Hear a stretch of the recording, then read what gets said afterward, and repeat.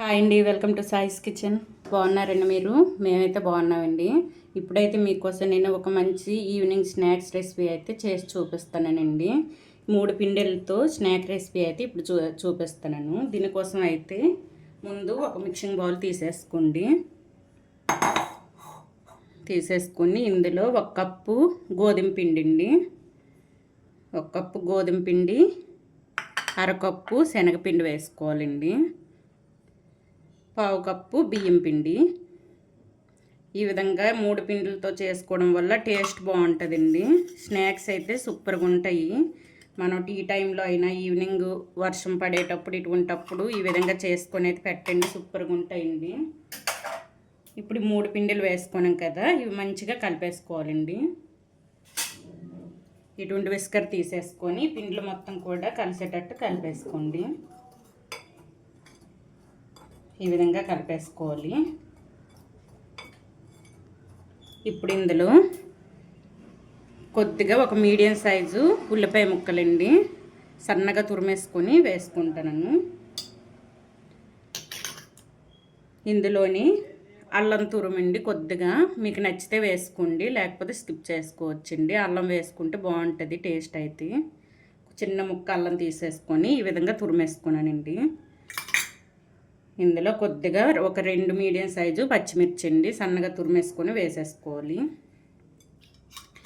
ఇందులో కొద్దిగా కరివేపాకు తురుమండి, కొద్దిగా కొత్తిమీర తురుము,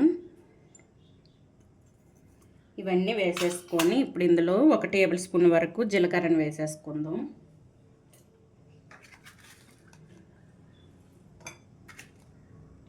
అంతే అండి. ఇందులో లైట్గా మనం టేస్ట్కి సరిపడా సాల్ట్ అండి ఈ విధంగా వేసేసుకొని మనకి పునుగులు కలర్ రావడం కోసం అయితే కొద్దిగా పసుపు వేసుకుంటానండి. వీటితో పునుగులను అయితే ఇప్పుడు చేసి చూపిస్తాను స్నాక్ రెసిపీ. ఇందులోనే కొద్దిగా హింగు వేసుకోండి, కొద్దిగా అండి లైట్గా వేసేసుకుంటే సరిపోద్ది. హింగు వేసుకోవడం వల్ల కూడా టేస్ట్ బాగుంటుందండి. ఇప్పుడు మొత్తాన్ని కూడా మంచిగా కలిపేసుకుందాం. ఇవన్నీ కూడా పిండిలో కలిసేటట్టు ఈ విధంగా కలిపేసుకోవాలండి. ఈ విధంగా పిండిని కలిపేసుకోవాలండి. ఇప్పుడు ఇందులో వాటర్ కొద్దిగా వేసేసుకొని కలిపేసుకుందాం.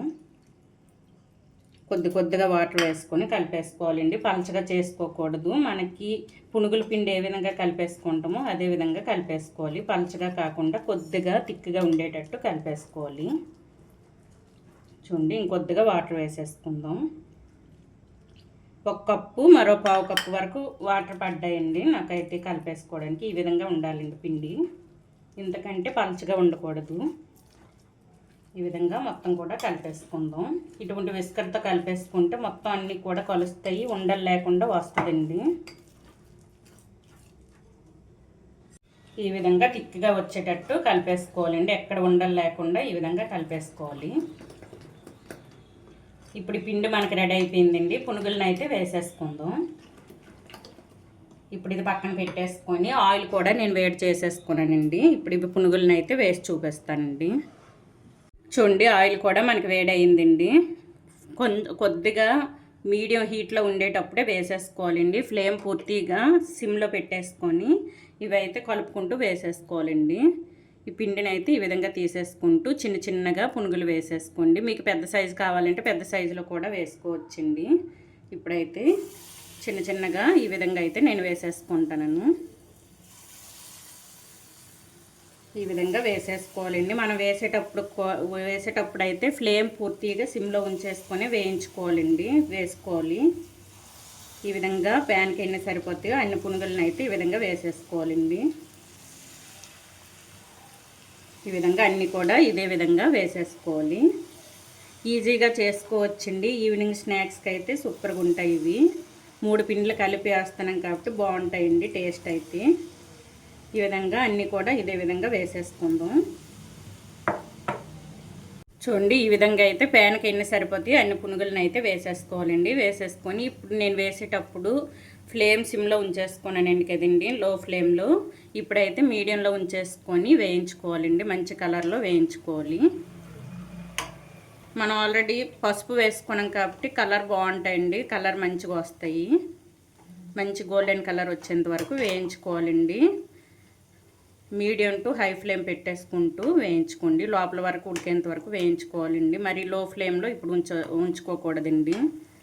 మనం వేయించేటప్పుడు మాత్రం మీడియం నుంచి హై ఫ్లేమ్ పెట్టేసుకుంటూ వేయించుకోవాలి. చూడండి మనకి పునుగులు అయితే మంచి కలర్లో వేగే చూడండి.